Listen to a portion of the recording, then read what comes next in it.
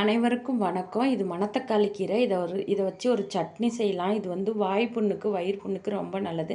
வாய் புண்ணு இருக்கவங்க இதை மென்று அப்படியே சாப்பிட்லாம். இல்லை மென்று அதை வந்து கொஞ்சம் நேரம் வாயில் வச்சுட்டு கீழே துப்பிட்டா ரொம்ப நல்லது.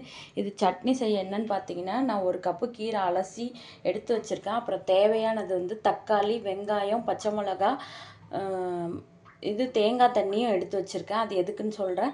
அதுக்கப்புறம் தேங்காய் எடுத்து வச்சுருக்கேன், உளுத்தம் பருப்பு எடுத்து வச்சுருக்கேன், கொத்தமல்லி, ஜீரகம், மிளகு எல்லாம் எடுத்து வச்சுருக்கேன். இது எப்படி செய்யணும்னு பார்த்தீங்கன்னா, ஒரு கடாயில் எண்ணெய் ஊற்றி இந்த தாளிக்க தேவையில்ல, பொரிக்கிறதுக்கு இவங்க எல்லாம் பொரிஞ்சு வந்ததுக்கப்புறம் இவங்க வந்து பொரியணும். இவங்க பொரிஞ்சதுக்கப்புறம் இந்த தக்காளி, வெங்காயத்தை போட்டு உப்பு, மஞ்சத்தூள் போட்டு நல்லா வணக்கணும்னு வணக்கணும். இவங்க வணங்கி வந்ததுக்கப்புறம் இந்த தேங்காய் தண்ணி இருக்கு இல்லைங்களா, இவங்க எல்லாம் வணங்கினதுக்கப்புறம் அதிலே ஆட் பண்ணிவிடுங்க. ஆட் பண்ணிவிட்டு நீங்கள் வந்து இந்த தேங்காவை ஆட் பண்ணி ஆற வச்சு அரைச்சிங்கன்னா சூப்பரான சட்னி ரெடி. ஓகே.